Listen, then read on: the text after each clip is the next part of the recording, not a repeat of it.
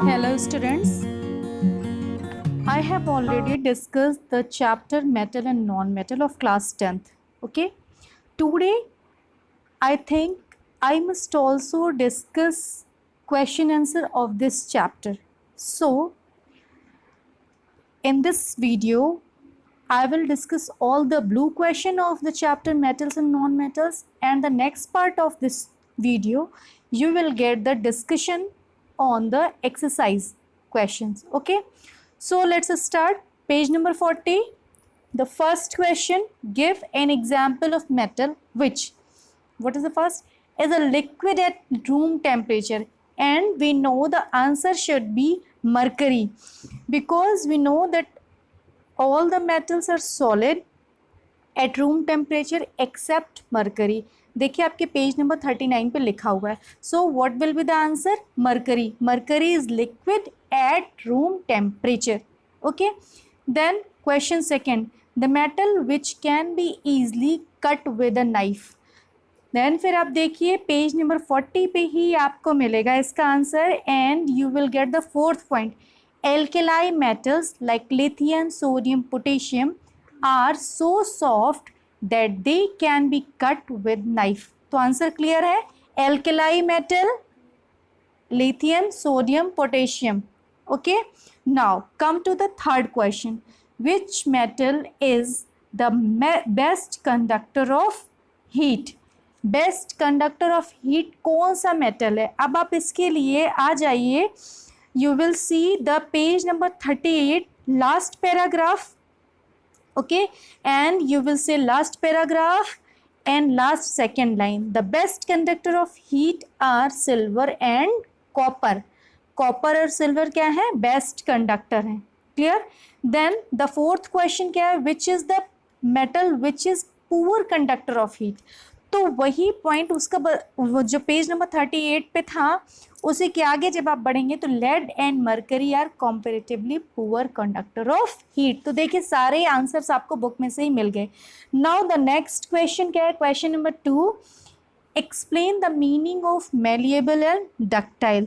तो malleable and ductile हमें पता है मेलिएबल क्या चीज़ होती है कि मेटल की वो प्रॉपर्टी जिसमें कि हम उसे बीट करते हैं, हम उसे इतना कि वो शीट में कन्वर्ट हो जाए.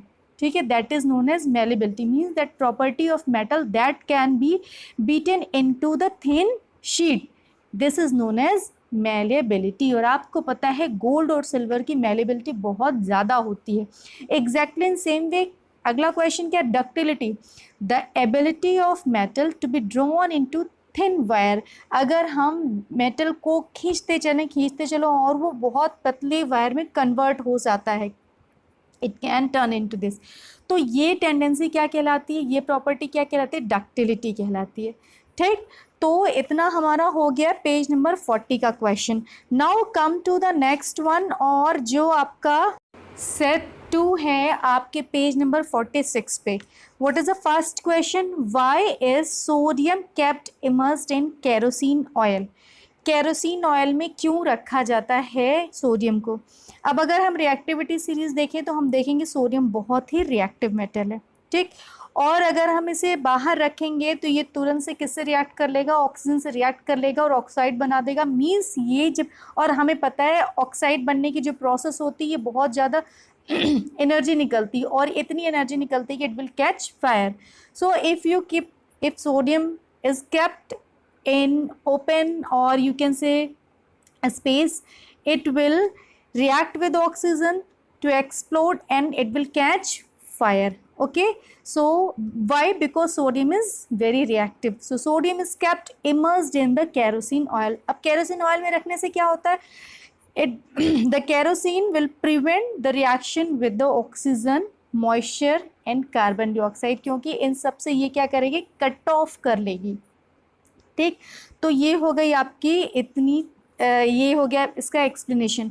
Now come to the question number 2, right equation for the reaction of. हमें रिएक्शन लिखना है किसके लिए?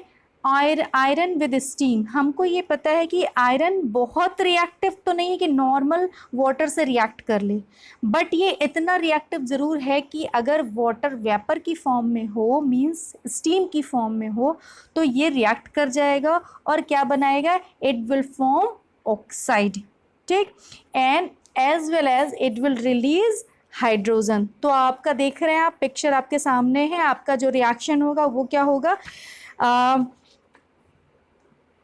if you see this you will find 3Fe solid state में है, 4H2O गैसेस स्टेट में, it will form Fe3O4, okay, Fe3O4 that is magnetic oxide of iron plus 4H2 gas, clear. और ये आंसर आपके पेज नंबर 43 पर present है। Now what is the second question, when the calcium and potassium react with water, ठीक, तो हम calcium को भी देखते हैं और पोटेशियम को भी देखते हैं। तो देखिए कैल्शियम बहुत रिएक्टिव नहीं है, ठीक, बट येस ऑफ कोर्स ये इतना रिएक्टिव ज़रूर है कि ये वाटर के साथ रिएक्ट तो करता है, लेकिन जो रिएक्शन होगा बहुत वॉलेंट रिएक्शन नहीं होगा, ठीक। तो calcium solid will react with 2H2O liquid state में ही, आयरन की तरह हमें इसे स्टीम में नहीं कन्वर्ट करना होता है। It will form the calcium hydroxide CaOH2, aqueous solution मिलेगा हमें, and as well as will get hydrogen gas. ये भी आपके पेज नंबर 43 पर प्रेजेंट है। नाउ द नेक्स्ट क्या है, पोटेशियम। पोटेशियम आपको पता है कि बहुत ज़्यादा रिएक्टिव है और ये कोल्ड वाटर से भी रिएक्ट कर लेता है, ठीक है। तो जैसे सोडियम पोटेशियम, ये भी दोनों बहुत रिएक्टिव है, दोनों कोल्ड वाटर से रिएक्ट कर लेते हैं, इन्हें गर्म करने की भी ज़रूरत नहीं है। और ये जो रिएक्शन होगा ये इतना वायलेंट रिएक्शन होता है कि it will catch fire. So you can see again page number 43, 2K solid state plus 2H2O liquid state, it will form 2KOH potassium hydroxide aqueous solution plus H2 gas मिलेगी hydrogen, as well as you will get heat energy, okay। so ये हो गया आपके question number second का answer. Now come to the question number third. Question number third picture में आपको दिख रहा है, सैंपल ऑफ 4 मेटल्स ABCD आपको दिए हुए हैं, were taken and added to the following solution 1 by 1। कौन कौन सा सोल्यूशन है, ध्यान से देखिए, iron sulphate, copper sulphate, zinc sulphate, silver nitrate, ठीक है, हमें ये यहाँ पर ध्यान देने वाली बात है। The result obtain have been tabulated as follow, आप रिजल्ट देख रहे हैं। Now on the basis of this table we have some questions, let's see. So let's see, first question is which is the most reactive metal। अब देखिए इन यहाँ पर 3 question है इस टेबल के लिए, इस टेबल के बेस्ड पे। तो हमें सबसे पहला काम क्या करना चाहिए, we should write the reactive series, और हमें देखना चाहिए कि आयरन, कॉपर, जिंक और सिल्वर में सबसे ज़्यादा रिएक्टिव कौन सा और सबसे कम रिएक्टिव कौन सा। तो if you see you will find that कि आपको जो सबसे ज़्यादा रिएक्टिव मिल रहा है वो जिंक है। तो आप ऑर्डर देख सकते हैं, zinc, Fe, copper and then silver, okay. क्या क्या है इसको ध्यान देना है हमें, zinc, Fe, copper and silver, ठीक है। और ये मैंने कहाँ से देखा है, from the reactivity series of page number 45, clear. तो पहला क्वेश्चन क्या है, which is the most reactive. तो मोस्ट रिएक्टिव हम किसे कहेंगे, जो कि अभी मैंने क्या रिएक्टिविटी सीरीज में क्या क्या बताया आपको, zinc, Fe, copper and silver. तो देखिए ये जो A है, जिंक को कोई रिप्लेस कर पा रहा है, टेबल में नहीं कर रहा है, ठीक। फिर Fe, जिंक के बाद कौन सबसे ज़्यादा रिएक्टिव है, Fe को कौन रिप्लेस कर पा रहा है, B, ठीक। मीन्स जो Fe को रिप्लेस कर पा रहा है वही हो जाएगा, क्योंकि जिंक को तो कोई रिप्लेस नहीं कर पा रहा है। उसके बाद ऑर्डर में कौन है, Fe, आयरन। तो आयरन को कौन रिप्लेस कर पा रहा है, B। So the B is most reactive as it gives the displacement reaction with iron sulfate, okay। now the next question, what would you observe if B is added, अगर B को हम add कर दे copper sulphate solution में। अब हमको पता है कि अगर B आयरन से भी ज़्यादा रिएक्टिव है, और हमें ये भी पता है कि आयरन कॉपर से ज़्यादा रिएक्टिव है, तो ऑटोमेटिकली इट मीन्स कि बी कॉपर से ज़्यादा रिएक्टिव है। ठीक, means in the copper sulphate if we add B, अगर हम बी मेटल को ऐड करेंगे तो क्या होगा, कॉपर सल्फेट से ये कॉपर सल्फेट का जो ये खुद बी सल्फेट मतलब अपना सल्फेट आयन बना लेगा, अपना सल्फेट बना लेगा, बी सल्फेट ऑफ बी बनेगा। और एज वेल एज क्या होगा, हमें कैसे पता चलेगा, कॉपर सल्फेट ब्लू कलर का होता है तो कॉपर सल्फेट का ब्लू कलर फेड हो जाएगा। एंड कॉपर सल्फेट से कॉपर को रिप्लेस कर रहा है, means copper will deposit, copper deposit हो जाएगा तो हमें क्या कलर मिलेगा, ब्राउन कलर मिलेगा।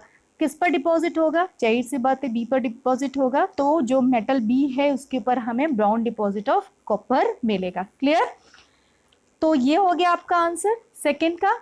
मीन्स अब आ जाते हैं थर्ड पे, arrange the metals A B C D in order of decreasing reactivity. तो सीधी सी बात है, जिंक को किसने रिप्लेस किया, किसी ने रिप्लेस नहीं किया।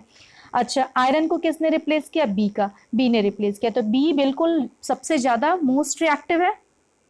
फिर कॉपर और सिल्वर में देखते हैं, कॉपर को किसने रिप्लेस किया है, ए ने, तो बी के बाद क्या हो जाएगा, ए हो जाएगा। ठीक है, बी के बाद ए हो जाएगा। अब इसके बाद आप देखिए सी और डी में, सी ने किसी को रिप्लेस किया, यस सी ने सिल्वर नाइट्रेट को रिप्लेस किया है, मीन्स एजी को रिप्लेस किया सिल्वर नाइट्रेट से, तो क्या हो जाएगा, B A C. And the last D ने किसी को रिप्लेस नहीं किया, तो लास्ट रिएक्टिविटी किसकी होगी, डी की होगी। ओके, तो order will be B A C D, B most reactive and the D is least reactive. Clear, now the question number 4, which gas is produced when dilute hydrochloric acid HCl is added to reactive metal। अगर हम reactive metal में HCl डाल देते हैं, reactive metal ध्यान देना है, right the chemical reaction when iron react with the dilute H2SO4। तो अब देखिए, आपने पहले भी पढ़ा होगा, मैंने डिस्कशन में बताया कि मेटल ऑक्साइड कैसे रिएक्ट करते हैं, बेसिक होते हैं, ठीक है ना। तो अब आप यहाँ से आइडिया लगाइए कि, या आप you should use your common sense that कि ये जो मेटल होगा acid, metal will react with acid, तो क्या हो जाएगा, एसिड और बेस जैसा रिएक्शन है, तो ये एक तरीके से न्यूट्रलाइज करेगा और क्या रिलीज करेगा, ये हाइड्रोजन गैस को रिलीज करेगा। ठीक है, तो आप याद रखिए, और साथ में क्या बनाएगा, सॉल्ट बनाएगा। ठीक है, बिल्कुल वैसे रिएक्शन होता है जैसे एसिड बेस के साथ रिएक्ट करके सॉल्ट एंड हाइड्रोजन गैस बनाते हैं, बिल्कुल वैसे रिएक्शन होगा। ठीक, तो ये हो गया पहले पार्ट का आंसर। देन सेकंड क्वेश्चन क्या कह रहा है, Fe रिएक्ट विद, तो आप देख लीजिए Fe सॉलिड है, अब ये किससे रिएक्ट कर रहा है, react with dilute H2SO4, aqueous H2SO4 से रिएक्ट कराते हैं। ठीक, and you will get FeSO4, ठीक, सॉल्ट बन गया, and H2 gas will release। So ये हो गया आपका reaction। Now come to the question number 5। What would you observe when zinc is added to solution of iron? Iron में अगर zinc, iron sulphate में अगर हमने जिंक ऐड किया तो क्या मिलेगा, तो कुछ नहीं करना, आप रिएक्टिविटी सीरीज चाहिए, रिएक्टिविटी सीरीज में आप ऑब्जर्व करेंगे कि ये zinc is just above iron. What does it mean कि जिंक ज़्यादा रिएक्टिव है भाई, और रिएक्टिव है तो क्या करेगा, डिस्प्लेसमेंट रिएक्शन करेगा, सिंपल। तो ये कुछ नहीं करेगा, zinc is more reactive than iron, so zinc displace iron from its salt solution. And अब हमें ये पता है कि जो फेरस सल्फेट होता है, जो आयरन सेकेंड के फॉर्म में दिया हुआ है, ठीक है, इसको फेरस बोलते हैं, और अगर आयरन थर्ड होता है तो उसको फेरिक बोलते हैं, ध्यान दीजिएगा। ठीक है, तो फेरस सल्फेट ये ग्रीन होता है, येलोइश ग्रीन कलर होता है इसका। ठीक है, इट विल फेड और इट विल, ये चूंकि बहुत रिएक्टिव है तो इस तरीके से ये जो FeSO4 का जो कलर है लाइट ग्रीन है, येलो ग्रीन कह सकते हैं, येलोइश ग्रीन होता है, वो किस में कन्वर्ट हो जाएगा, it will turn into colourless. और इक्वेशन क्या है आपका, केमिकल रिएक्शन जो हो रहा है, FeSO4 plus Zn is equal to ZnSO4 plus Fe। Clear, तो ये हो गया आपका पेज नंबर 46 का। Now come to the page number 49 और आपका third set of question. Third set of question में देखिए तो क्वेश्चन नंबर फर्स्ट क्या दिया हुआ है, ये आसान सा क्वेश्चन है, सारे बहुत आसान है। तो इनको देखते हैं. What is the first question? Question है right the electron dot structure of sodium and oxygen. Sodium और ऑक्सीजन का इलेक्ट्रॉन डॉट स्ट्रक्चर देखना. तो हम सबसे पहले क्या करेंगे, सोडियम में कितने इलेक्ट्रॉन्स है देख लेंगे, या सोडियम का एटॉमिक नंबर कितना होता है, 11 होता है. ठीक, तो जब हम, आपने इसको पहले की भी क्लासेस में देखा होगा, और अभी भी आप अगर पेज नंबर 47 पे जाएंगे तो यू विल फाइंड. तो आप देखिए जब इलेक्ट्रॉनिक कॉन्फ़िगरेशन करते हैं तो हम क्या लिखते हैं, 281. ठीक, क्लियर. तो आप देखेंगे कि बिल्कुल बाहर की तरफ आउटर शेल में कितने इलेक्ट्रॉन हो, 1 इलेक्ट्रॉन है. तो हम सोडियम का सिंबल देंगे और एक डॉट, अगर हमने इसका डॉट से डिनोट करना, डॉट स्ट्रक्चर पूछ रहा है तो 1 dot will give. Now come to the oxygen. दूसरा इसने ऑक्सीजन के लिए पूछा है. ठीक है, ऑक्सीजन मैग्नीशियम. तो ऑक्सीजन को देख लेते हैं. ऑक्सीजन का इलेक्ट्रॉनिक कॉन्फ़िगरेशन क्या है, अगर आप देखेंगे तो यू विल फाइंड दैट आपका जो ऑक्सीजन होता है इसमें 8 इलेक्ट्रॉन टोटल होते हैं. जब हम इसको इलेक्ट्रॉनिक कॉन्फ़िगरेशन करते हैं, नंबर ऑफ शेल में KLM में डिवाइड करते हैं तो हम 2 6 पाते हैं. मीन्स इसके आउटर सेल में कितने इलेक्ट्रॉन्स है, 6. क्लियर. Now magnesium. मैग्नीशियम की बात कर लेते हैं. ठीक है, मैग्नीशियम में होते हैं, मैग्नीशियम का जो एटॉमिक नंबर है वो है 12, और इसको जब हम KLM में डिवाइड करते हैं 282, तो यू विल फाइंड कि आउटर शेल में, सबसे बाहर की शेल में कितने इलेक्ट्रॉन्स हैं, 2 इलेक्ट्रॉन्स हैं. तो इसको क्या करेंगे हम, Mg2 डॉट्स. क्लियर. तो ये हो गया आपका फर्स्ट क्वेश्चन का answer. Now the second question, show the formation of Na2O and MgO by the transfer of electrons. इस क्वेश्चन का आंसर डिस्कस करने के पहले हम आपको ये बताना चाहेंगे कि क्यों ऐसा होता है, why they just give electron and the someone receive. Actually क्या होता है, हर एलिमेंट की एक प्रॉपर्टी होती है कि वो अपने आउटर शेल में, जो आउटर शेल है उसका या तो 8 इलेक्ट्रॉन रखना चाहता है, मींस ऑक्टेट लॉ के अकॉर्डिंग वो या तो 8 इलेक्ट्रॉन रखना चाहता है, या अगर बहुत छोटा है जैसे हाइड्रोजन हीलियम तो 2 इलेक्ट्रॉन्स रखना चाहेंगे. ठीक है, ये इनका रूल होता है. ठीक, तो या तो ये दे करके, अगर कम देने से काम चल जा रहा है तो ये दे देंगे, और अगर लेने से काम चल रहा है, बहुत कम इलेक्ट्रॉन लेने से इनका ऑक्टेट या आउटर शेल में 2 इलेक्ट्रॉन्स हो जाते हैं, तो ये देकर या लेकर अपना काम करेंगे. ठीक है, तो अब आप देखिए, show the formation of Na2O. Na के लिए हमने क्या बताया था, इसके आउटर शेल में इसका इलेक्ट्रॉनिक कॉन्फ़िगरेशन जब करते थे क्या, 281. तो इसको अपना ऑक्टेट पूरा करने के लिए 7 इलेक्ट्रॉन चाहिए. या तो ये 7 इलेक्ट्रॉन ले, या फिर ये 1 इलेक्ट्रॉन दे दे, तो बचे हुए नेक्स्ट वाले में 8 इलेक्ट्रॉन है, तो इसका काम हो जाएगा. तो ये क्या करेगा, 1 इलेक्ट्रॉन देगा. अब अगर हम ऑक्सीजन की बात करें तो ऑक्सीजन के बाहर वाले शेल में कितने हैं, 6 इलेक्ट्रॉन है. ठीक है, तो ये क्या करेगा, ये चाहेगा कि हमें 2 इलेक्ट्रॉन मिल जाए और मेरा ऑक्टेट पूरा हो जाए. चलो, दोनों का काम बन गया. 2 Na मिला.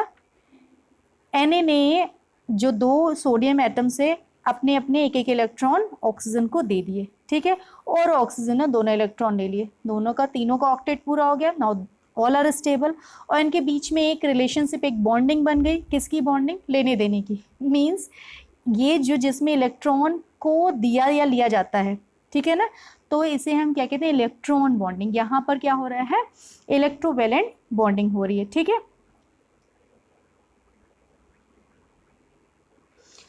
तो ये हो गया आपका Na2O का इलेक्ट्रॉनिक डॉट स्ट्रक्चर से हमने दिखा दिया.